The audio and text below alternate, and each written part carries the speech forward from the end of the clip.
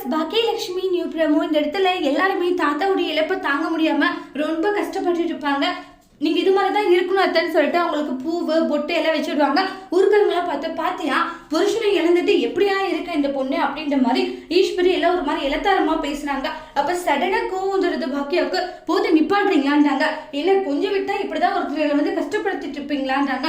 பூ போட்டு வைக்கிறது என்ன, புருஷன் போனோடனே ஒட்டுமொத்தமா விட்டுருவா என்னன்றாங்க.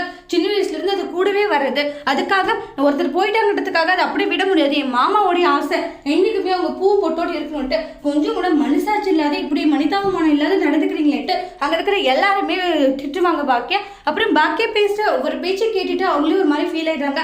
சாரி பாக்கியா, நாங்களே எல்லாரும் மாதிரி யோசிக்க ஆரம்பிச்சிடும், மன்னிச்சிருந்தாங்க. ஃபர்ஸ்ட் பேசுறதுக்கு முன்னாடி யோசிச்சு பேசணும். இது ஒருத்தர் சொன்னா அவங்களுக்கு ஹர்ட்டிங்கா இருக்குமா, அவங்க வருத்தப்படுவாங்களா அப்படின்னு யோசிச்சு பேசணும். அவங்க வருத்தம் பண்ணுன்ற மாதிரி பேசாதீங்கன்னு பாக்கியா. நீ எனக்காக இவ்வளவு பண்ற, நீ எனக்கு மருமக இல்ல மக அப்படின்றாங்க. அத்தை, நான் என்னைக்குமே நான் உங்களை என் அம்மாவை தான் பார்த்துருக்கேன். நான் எந்த காரணத்துக்காகவும் உங்களை கைவிட மாட்டேன் அப்படின்ட்டு சொல்றாங்க.